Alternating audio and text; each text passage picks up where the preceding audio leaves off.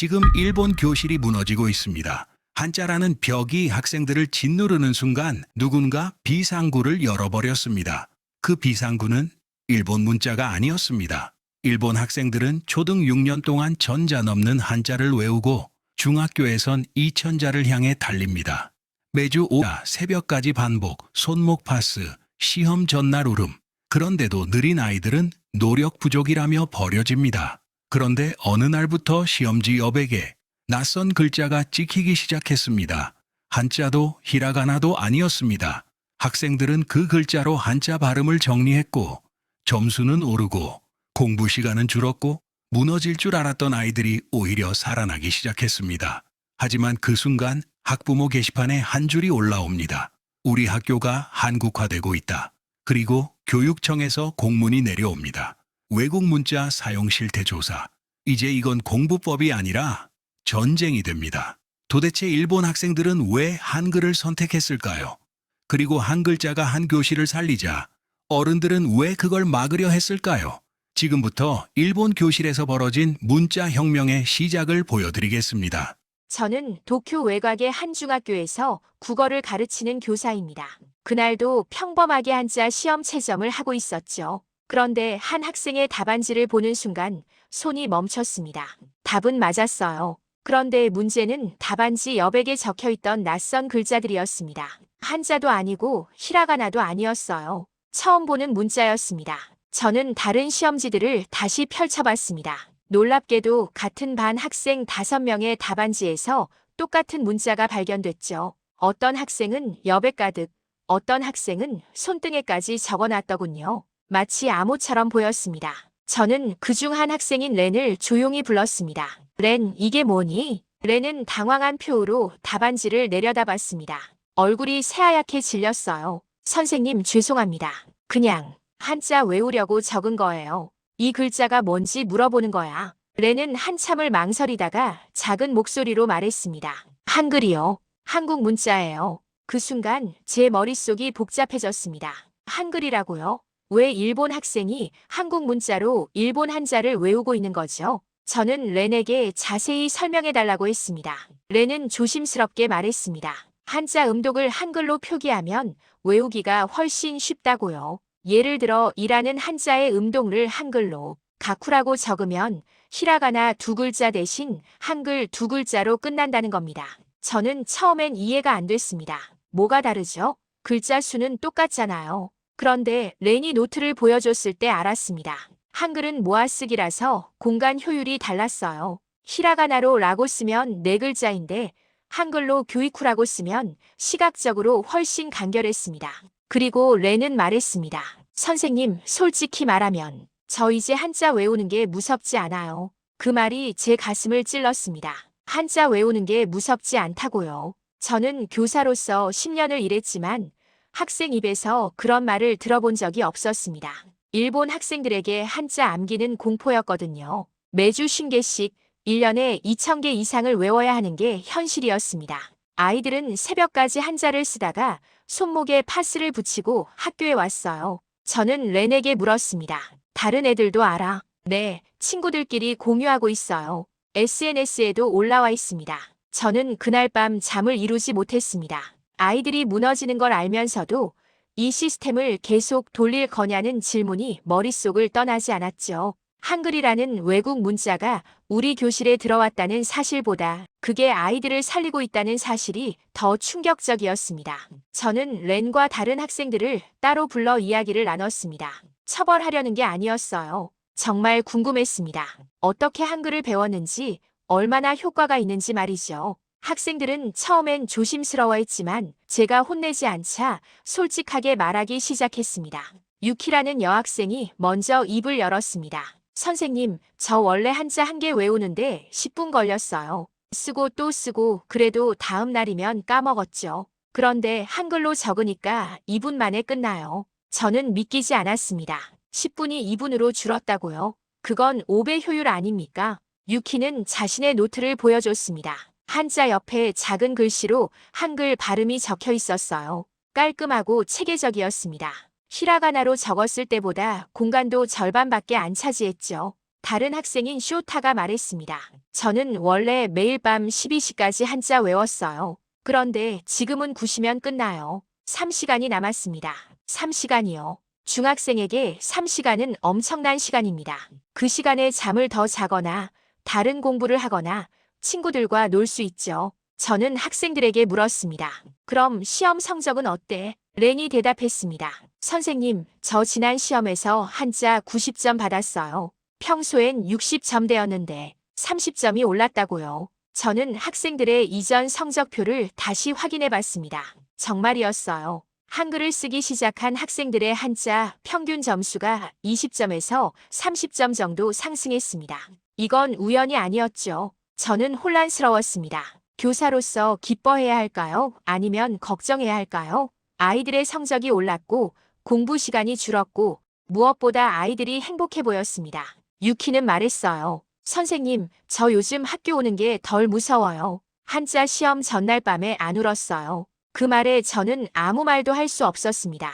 시험 전날 울던 아이가 이제 안 온다고 말하는데 제가 뭐라고 할 수 있겠습니까? 하지만 한 가지 의문이 들었습니다. 공부는 실력인데 왜 일본은 암기 속도를 인간 가치로 만들었을까요? 저는 우리 교육 시스템을 돌아봤습니다. 한자 2136자를 외우는 게 목표인 게 아니라 그걸 빨리 외우는 게 목표가 돼버렸죠. 느린 아이는 바보 취급받고 빠른 아이만 칭찬받았습니다. 그런데 한글이라는 도구 하나가 이 속도 경쟁을 무너뜨렸어요. 학생들은 계속 말했습니다. 수면 시간이 늘었다고, 두통이 줄었다고, 친구들과 놀 시간이 생겼다고요. 어떤 학생은 한글 덕분에 처음으로 학원을 안 가도 됐다고 했습니다. 저는 그제야 깨달았습니다. 이건 단순히 공부 방법의 문제가 아니라 아이들의 인생이 걸린 문제라는 걸 말이죠. 저는 교무실로 돌아와 동료 교사들에게 이 사실을 공유했습니다. 반응은 엇갈렸어요. 어떤 선생님은 관심을 보였고 어떤 선생님은 고개를 저었습니다. 하지만 모두가 동의한 건 하나였습니다. 이건 곧 문제가 될 거라고요. 예상은 적중했습니다. 2주 후 학교 민원 게시판에 글 하나가 올라왔어요. 제목부터 강렬했습니다. 우리 학교가 한국화되고 있다. 저는 그 글을 읽으면서 한숨이 나왔습니다. 내용은 더 심각했죠. 글쓴이는 한 학부모였습니다. 자녀가 한글로 한자를 공부한다는 걸 알고 충격받았다고 했어요. 그리고 이렇게 썼습니다. 일본 학생이 일본 문자를 외우는데 왜 한국 문자가 필요합니까? 이건 교육이 아니라 문화 침략입니다. 문화 침략이라는 단어에 저는 어이가 없었습니다. 하지만 댓글은 더 가관이었어요. 찬성하는 학부모들이 줄줄이 달렸습니다. 우리 아이도 한글 쓰더라. 당장 금지해야 한다. 이러다 아이들이 한국어를 더 잘하게 되면 어쩌려고. 학교는 대체 뭐 하는 거냐? 저는 화면을 보면서 황당했습니다. 교장 선생님이 긴급 회의를 소집했습니다. 교무실에 모인 선생님들의 표정은 무겁기만 했어요. 교장 선생님이 말했습니다. 학부모들이 들고 일어났습니다. 어떻게 하면 좋겠습니까? 한 선배 교사가 대답했습니다. 금지하는 수밖에 없습니다. 이건 교육 문제가 아니라 정치 문제가 됐어요. 저는 참을 수 없었습니다. 그런데 선생님, 아이들 성적은 올랐습니다. 공부 시간도 줄었고요. 이게 나쁜 건가요? 사토 선생, 그게 문제가 아니야. 학부모들이 원하지 않는다고. 아이들은 원하는데요. 교무실이 조용해졌습니다. 모두가 저를 쳐다봤어요. 저는 계속 말했습니다. 렌이라는 학생이 있습니다. 그 아이 한자 점수가 30점 올랐어요. 시험 전날 밤에 안 온다고 했습니다. 그런데 우리가 그걸 막아야 한다고요? 왜죠? 학부모 체면 때문입니까? 교장 선생님이 한숨을 쉬었습니다. 사토 선생 말도 일리가 있습니다. 하지만 학부모 민원을 무시할 수는 없어요. 저는 그날 밤 학부모 게시판을 다시 확인했습니다. 새로운 댓글들이 달려 있었어요. 그런데 이번엔 반대 의견도 있었습니다. 한 학부모가 이렇게 썼더군요. 제 아들이 한글 쓰고 나서 처음으로 한자가 재미있대요. 성적도 올랐습니다. 왜 막아야 하죠? 다른 학부모가 답글을 달았습니다. 그래도 일본 학생이 한국 문자 쓰는 건 문제 아닙니까? 저는 화면을 보면서 생각했습니다. 아이 성적이 오르는데도 체면 때문에 막겠다는 건가요? 교육이 정치가 되고 정체성이 되고 감정이 돼버렸습니다. 정작 중요한 건 아이들인데 어른들은 다른 싸움을 하고 있었어요. 학부모 민원은 계속 늘어났습니다. 찬성과 반대로 나뉘어 싸우기 시작했죠. 어떤 학부모는 한글 금지하라고 요구했고, 어떤 학부모는 아이들 선택권을 존중하라고 주장했습니다. 학교는 그 사이에서 갈팡질팡했어요. 저는 렌을 다시 불렀습니다. 렌, 학부모들이 한글 쓰는 거 문제 삼고 있어. 너는 어떻게 생각하니? 렌은 잠시 생각하더니 조용히 말했습니다. 선생님, 저는 그냥 한자 외우고 싶었을 뿐이에요. 한글이 한국 문자인지 뭔지는 솔직히 중요하지 않았어요. 그냥 도움이 됐어요. 그 말에 저는 할 말을 잃었습니다. 아이에게는 그냥 공부 도구였는데 어른들이 그걸 정체성 전쟁으로 만들어버렸습니다. 결국 학교는 결정을 내렸습니다. 한글 사용 자제 권고. 금지는 아니지만 사실상 금지나 다름없었죠. 교장 선생님이 전교생 앞에서 발표했습니다. 학생 여러분, 최근 일부 학생들이 한자 학습에 외국 문자를 사용하고 있다는 보고를 받았습니다. 학교는 이를 권장하지 않습니다. 저는 강당 뒤에 서서 학생들의 반응을 지켜봤습니다. 아이들은 웅성거렸어요. 렌과 눈이 마주쳤습니다. 렌의 표정은 실망으로 가득했죠. 그런데 놀라운 일이 벌어졌습니다. 학교가 금지 예고를 하자 오히려 한글을 쓰는 학생이 더 늘어난 겁니다. SNS에는 한글 필기 템플릿이 공유되기 시작했어요. 학생들끼리 한글 자음과 모음을 가르쳐주고 효율적인 암기법을 나눴습니다. 저는 한 학생의 SNS 게시물을 봤습니다. 학교가 막으면 우리끼리 한다. 공부는 우리 권리다. 댓글에는 수백 개의 응원이 달려 있었어요. 나도 한글 배우고 싶다. 템플릿 공유 부탁한다. 학교는 왜 우리 공부를 방해하냐? 한 달 후 제가 담당하는 반에서만 한글을 쓰는 학생이 10명에서 25명으로 늘었습니다. 전교로 따지면 100명이 넘었어요. 학교는 당황했습니다. 금지한다고 했는데 오히려 확산됐으니까요. 저는 학생들에게 물었습니다. 너희들 학교에서 자제하라고 했잖아. 왜 계속 쓰는 거야? 유키가 대답했습니다. 선생님, 저희 잘못했어요. 성적 올리려고 노력하는 게 나쁜 건가요? 쇼타가 말을 이었습니다. 학교는 우리 보고 공부하라고 하잖아요. 그래서 더 효율적으로 공부하는 건데 왜 막아요? 저는 대답할 수 없었습니다. 학생들 말이 맞았으니까요. 아이들은 더 잘 공부하려고 노력하는 건데 학교는 그걸 막고 있었습니다. 이유는 단 하나, 외국 문자라서요. 학생들은 더 영리해졌습니다. 수업 시간엔 한글을 숨기고 집에 가서 한글로 복습했어요. 시험지에는 한글을 지우고 제출했습니다. 학교의 통제를 피해가면서도 학습 효과는 그대로 유지한 거죠. 어느 날 렌이 제게 말했습니다. 선생님, 학교가 금지하면 우리가 멈출 것 같아요. 아니면 더 똑똑해질 것 같아요. 그 질문에 저는 웃음이 나왔습니다. 렌이 맞았어요. 학생들은 멈추지 않았습니다. 오히려 더 조직적으로 움직였죠. SNS에는 한글 암기법 스터디 그룹이 생겼고 학생들끼리 노하우를 공유했습니다. 저는 교무실에서 동료들에게 말했습니다. 우리가 막으면 아이들은 멈출까요? 제 생각엔 더 똑똑해질 것 같은데요. 한 선생님이 한숨을 쉬었습니다. 사토 선생 말이 맞아. 그런데 우리가 어떻게 해? 위에서 막으라고 하는데. 저는 그때 깨달았습니다. 학교는 학생을 통제할 수 없다는 걸요. 특히 그게 학생들에게 도움이 되는 일이라면 절대로 막을 수 없습니다. 학생들은 이미 한글의 효과를 경험했고 그 경험은 어떤 금지보다 강했습니다. 한 학부모가 학교에 전화를 걸어 항의했습니다. 우리 아이가 한글 쓴다고 혼났대요. 그런데 성적은 올랐어요. 학교는 성적 올리는 걸 혼내는 곳인가요? 학교는 답할 수 없었습니다. 상황이 복잡해지자 드디어 교육청이 움직였습니다. 어느 날 아침 교장실로 공문 한 장이 내려왔어요. 제목은 외국 문자 사용 실태 조사. 내용은 간단했습니다. 각 학교에서 학생들이 외국 문자를 학습에 사용하는 사례를 파악해서 보고하라는 거였죠. 교장 선생님이 전체 교사 회의를 소집했습니다. 회의실 분위기는 무거웠어요. 교장 선생님이 공문을 읽어 내려갔습니다. 교육청에서 이 문제를 심각하게 보고 있습니다. 전국적으로 확산되고 있다고 하네요. 저는 손을 들었습니다. 교장 선생님, 그런데 실태 조사를 왜 하는 겁니까? 금지하려는 건가요? 아직은 모르겠네. 일단 보고하라고만 했어. 하지만 모두가 알고 있었습니다. 실태 조사는 규제의 첫 단계라는 걸요. 교육청은 숫자를 파악한 다음 대책을 세울 겁니다. 그리고 그 대책은 10중 8구 금지일 거예요. 저는 교무실로 돌아와 학생 명단을 정리하기 시작했습니다. 한글을 쓰는 학생이 정확히 몇 명인지, 어떤 과목에서 쓰는지, 효과가 어떤지를 기록했죠. 그런데 보고서를 쓰면서 이상한 기분이 들었습니다. 마치 학생들을 고발하는 것 같았어요. 렌이 교무실 앞을 지나가다 저를 봤습니다. 선생님, 뭐 하세요? 렌아, 교육청에 보고해야 해서. 렌의 얼굴이 어두워졌습니다. 저희 처벌받는 건가요? 아니야, 그냥 조사일 뿐이야. 선생님도 그렇게 믿으세요? 저는 대답할 수 없었습니다. 렌은 고개를 숙이고 교실로 돌아갔어요. 보고서 제출 후 2주가 지났습니다. 교육청에서 답변이 왔어요.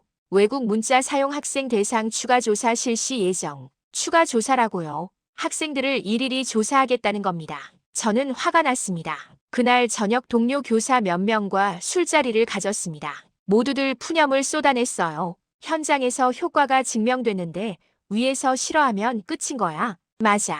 우리는 그냥 시키는 대로 해야 돼. 학생들한테 뭐라고 설명해야 할지 모르겠어. 저는 술잔을 내려놓고 말했습니다. 우리가 뭔가 해야 하지 않을까요? 교육청에 의견서라도 내거나. 한 선배가 쓴 웃음을 지었습니다. 사토, 그게 먹힐 것 같아. 교육청은 이미 결정했을 거야. 그래도 시도는 해봐야죠. 너 혼자 나서면 찍혀. 조용히 있어. 저는 그날 밤 집에 돌아와 잠을 이루지 못했습니다. 현장에서 효과가 증명됐는데 위에서 싫어하면 정말 끝인 건가요? 학생들의 미래보다 행정 편의가 중요한 건가요? 질문은 계속 머릿속을 맴돌았지만 답은 나오지 않았습니다. 다음 날 학교에 나가니 학생들 사이에서 소문이 퍼져 있었습니다. 교육청이 조사한다는 거요. 학생들은 불안해했어요. 유키가 제게 물었습니다. 선생님, 우리 정말 처벌받나요? 한글 쓰면 안 되는 거예요. 저는 최대한 침착하게 대답했습니다. 아직 아무것도 결정된 게 없어. 걱정하지 마. 하지만 학생들은 이미 알고 있었습니다. 어른들의 세계에서는 조사가 곧 통제를 의미한다는 걸요. 교육청 조사가 한창이던 어느 날 저는 한 가지 결정을 내렸습니다. 데이터를 공개하기로요. 한글을 쓴 학생들과 쓰지 않은 학생들의 시험 성적을 비교한 자료를 만들었습니다. 숫자는 명확했어요. 한글 사용 학생 평균 82점, 비사용 학생 평균 68점, 14점 차이였습니다. 학습 시간은 평균 2시간 단축됐고 학생 만족도는 85%였죠. 저는 이 자료를 학부모 게시판에 올렸습니다. 반응은 폭발적이었습니다. 찬성하는 학부모들이 환호했어요. 맞죠?